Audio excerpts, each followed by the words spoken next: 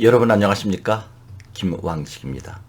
오늘은 2019년 11월 29일입니다. 지금 거의 다 교대 수시 면접 시험은 다 치렀는데 내일 한두 곳 시험 보는 곳이 있습니다. 저에게 공부한 학생들 뿐만 아니라 또 이 방송을 듣고 있는 학생 부모님들께서 딱 한 가지 질문하십니다. 정말 어떻게 하면 면접에서 좋은 점수를 얻을 수 있습니까? 라고 합니다. 잘 하셔야 되겠죠. 추상적인 대답 말고 구체적으로 이야기해 주세요 라고 한다면 제가 항상 강조하는 것이 있는데요. 칠판에 한번 써보겠습니다.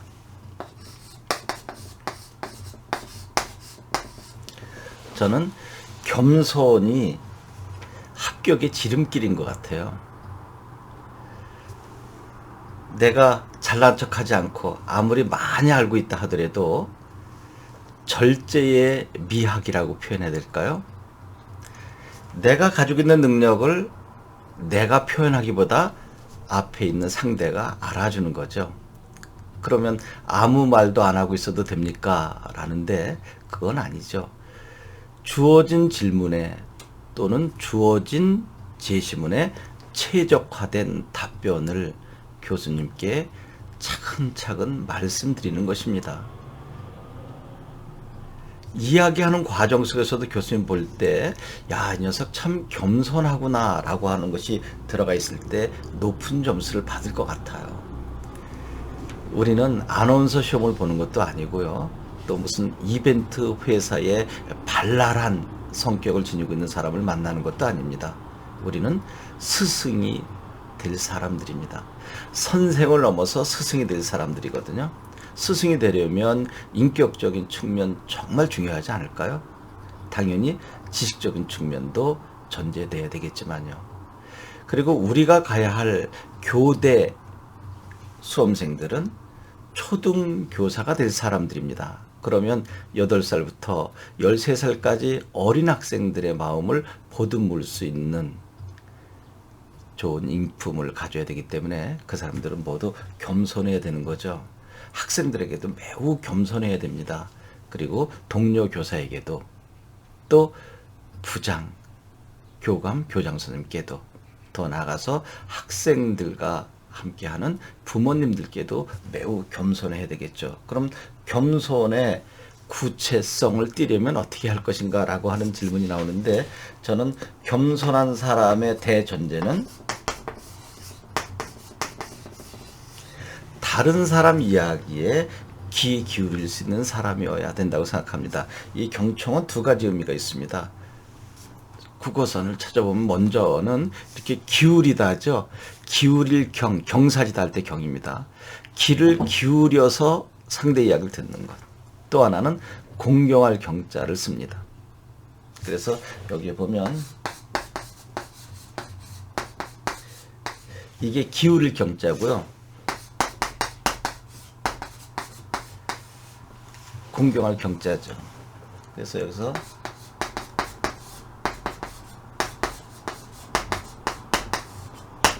이렇게 저는 이 경자든 이 경자든 둘 다 좋습니다. 귀를 기울여서 상대 이야기를 듣는데 상대를 공경하는 마음을 가지고 있다면 되겠죠. 그래서 저는 구술 면접뿐만 아니라 인생을 사는데 여러분들의 좋은 능력을 평가받을 수 있는 거의 유일한 방법은 겸손해야 되는데 그 겸손의 방법론은 다른 사람의 이야기를 경청해야 된다는 것입니다. 면접장에 가서는 내가 말을 하는데 어떻게 상대 이야기를 듣습니까? 말을 하는 과정 속에서 나를 바라보고 있는, 즉 채점하고 있는 교수님을 잘 바라보고 교수님의 마음까지 들을 수 있어줘야 된다는 것입니다. 교수님께서 중간중간에 말씀하시는 것을 듣는 것은 당연하지만 교수님께서 어떤 마음을 가지고 나를 보시는가 그 마음까지 읽고 또 마음에서 하는 소리를 들을 수 있어야 된다는 것입니다. 여러분 이거 추상적인 것 아닙니다. 지금 제가 여러분들께 말씀드리는 것도 여러분들이 이 영상을 통해서 잘 듣고 계시겠죠. 또 이 영상을 보고 계신 학생이나 학부모의 마음을 또 제가 잘 읽고 듣고 있는 거죠. 이게 겸손한 모습 아닐까요? 그러면 이제 이러한 겸손, 경청의 모습을 어떻게 보여줘야 되느냐? 태도에서 보여줘야 되겠죠. 똑바로 앉아야 할 것입니다. 그리고 인사도 정중하게 할 것이고요. 여러분 인사 이렇게 하면 안 됩니다. 항상 정중하게 하시고 똑바로 서야 되고요. 그리고 앉으세요 그러면 그때도 예, 그리고 자리에 앉아서는 똑바로 서서 요 정도. 이것이 제가 이 책에서도 이야기하는 바로 삼척 합격을 좌우하는 면접이다. 처음에 들어와서 똑바로 서서 정중하게 목례하고 또 앉아라 그래도 예 하고 자리에 앉아서도 이 정도로 인사하는 것, 이게 바로 겸손한 태도 아닌가요? 바로 그 속에 경청할 준비를 가지고 있는 거죠. 그럼 교수님께서 제시된 문제를 가지고 와서 여러분들 발표하라 그러면 발표해 보세요 라고 할 때도 여러분 예 하고, 또 광주교대 등은 그런 문제 없이 서류 기반으로 바로 생기부나 자소서를 갖고 질문하셨을 때도 예 교수님하고 접근하는 거죠. 그랬더니 예 교수님 하면 떨어집니다라고 하는데 그런 법 없습니다. 앞에 계신 분에게 예 교수님 하는데 왜 떨어집니까? 그것은 걱정이 많은 사람들의 이야기고요. 그러면 이제 주어진 제시문을 또 즉석에서 교수님께 질문하는 것을 답변해야 될 거 아니겠습니까? 근데 그 답변이 제가 늘 이야기하는 5단 구성법이다 라고 했던 것인데 10번도 더 들으셨겠죠. 그거는 많이 들으면 들을수록 좋지 않나요? 그래서 제일 첫 번째 5단 구성법을 이렇게 한번 적어볼까요? 나의 주장을 먼저 간결하게 이야기하자는 것입니다. 제가 부여받은 문제는 이건데 이것을 이렇게 생각해 봤습니다라고 하고 나의 주장과 의견을 간단하게 이야기해 달라 그랬습니다. 지난번에 한 거 왜 또 합니까? 제가 그랬잖아요. 100번, 1000번 해도 반복해 듣는 거 좋지 않을까요? 그리고 간절하게 저에게 질문했어요. 정말 어떻게 하면 합격할 수 있습니까? 그래서 가능한 첫 번째, 나의 주장과 의견을 먼저 이야기하는 거죠. 이것을 그야말로 두괄식 구성이다 라고 하는 거죠. 그리고 1초 정도 꼭 쉬었다가 왜 이렇게 이야기하는지 이유와 근거를 대줘야 되지 않겠습니까? 저는 이 문제에 대하여 이렇게 생각합니다. 왜냐하면 이러이러한 이유가 있기 때문입니다. 그러면 되잖아요.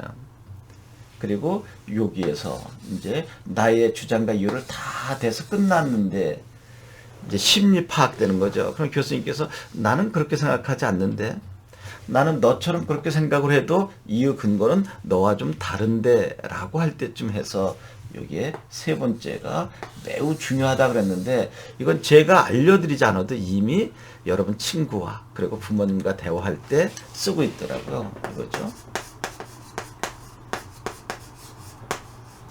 물론이라고 하는 것입니다. 물론 제가 여기서 이야기한 부분에 대한 이유 근거와 달리 다른 견해가 있을 수 있고, 아니면 이 주장과 다르고 이 이유 근거와 또 다른 좋은 견해가 제시될 수 있습니다. 그리고 제가 여기서 이야기한 것이 모두 옳다는 것은 아닙니다. 다 물론 속에 들어가 있는 거죠.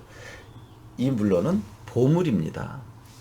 이 물론 속에서 첫째로 나의 주장이 모두 옳은 것은 아니다 라고 살짝 양보하고, 나보다 훨씬 좋은 견해가 있을 수 있다. 심지어는 내 이것보다 참신한 다른 견해가 있을 수 있다. 그러면 요것은 나의 것을 낮춘 것이고 이것은 내 이야기를 듣고 있는 상대 교수님의 견해일 수도 있죠. 그야말로 심리학에서 독심술한 것처럼 보이는 거죠. 그러면 교수님께서 너가 1번, 2번에서 주장과 이유 근거로 다 이야기 듣는데 여기서 너의 것은 틀릴 수도 있고 이거보다 더 좋은 것이 있다 그러면 이거 뭐하러 했니? 라고 할 때 이제 네 번째가 바로 그러나로 잡아달라 그랬죠. 그러나 여기서 제시된 이러한 문제점들은 이렇게 해결됐습니다라고 여기에서 구체적인 해결책을 제시해 주는 거죠.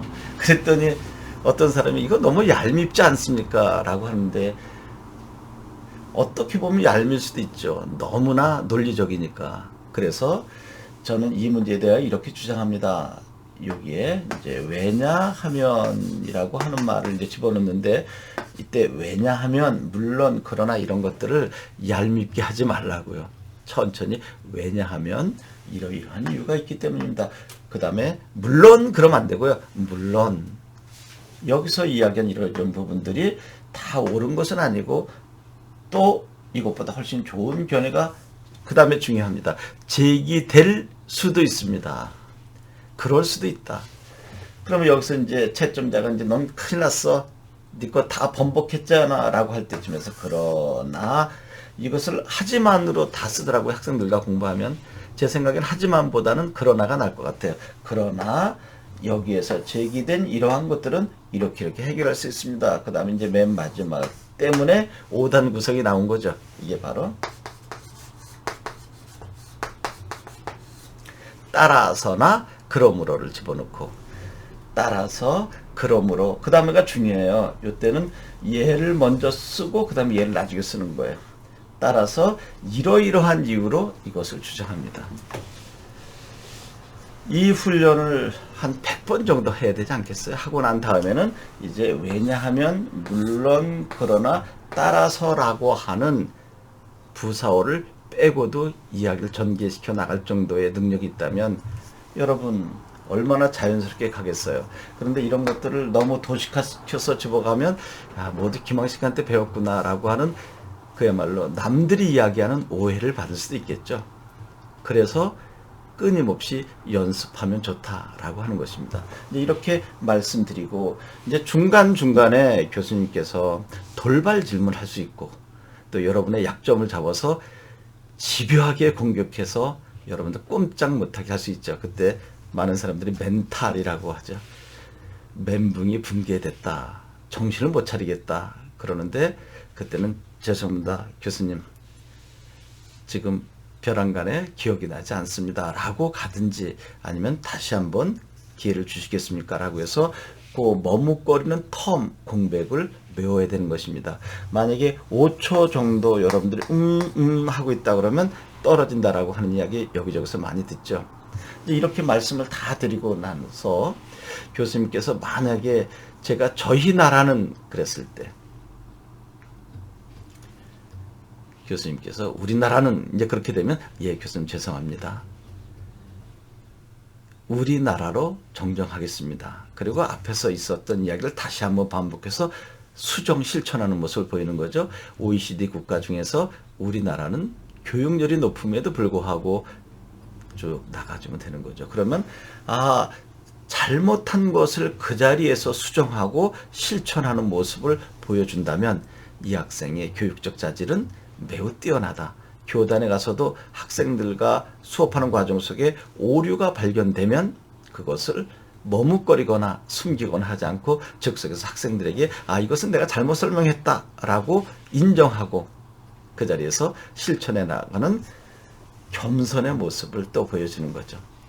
이제 그렇게 해서 다 끝나고 난 다음에 이제 대부분의 개별 면접에서는 교수님께서 뭐 마지막 하고 싶은 이야기 하세요. 그러면 그때 진심으로 여러분들이 마음속에 있는 이야기를 1분간 말씀드려야 되는 것입니다. 여기서 간절한 마음을 보여드려야 돼요. 형식적으로 저는 인성적인 측면, 지적인 측면을 골고루 갖춰서 전 교과목을 지도하는 교사는 뭐 그렇게 간다면 제 생각에는 안 하느니만 못할 것 같아요. 내가 왜 이 교대에 와야 되는지, 그리고 이 교대를 와서 어떤 교사가 돼야 되는데 합격을 해야 될 거 아니겠습니까? 그래서 그 간절한 마음을 보여주는 것. 제가 여러 번 이야기했잖아요. 너무나 많은 사례를 들으면 그러니까 한두 개의 사례를 집중적으로 해주는 거죠. 저는 지금 너무나 부러운 사람이 있습니다. 그럼 그 사람이 누구냐라고 할 때쯤 밖에 저를 서너 시간 동안 면접 안내한 제 학생 선배입니다. 내가 그토록 가고 싶어하는, 오고 싶어하는 이 대학의 제 학생이 제일 부러운 거 아닌가요? 그래서 저도 끝까지 최선을 다해서, 이런 것들이 중요해요. 제가 합격하면 그렇게 하기보다는 끝까지 최선을 다해서 합격이 되면 내년에 저 선배처럼 입학하는 후배들을 위해서 봉사하고 싶습니다. 꼭 합격하고 싶습니다. 그 정도의 진정성을 보여주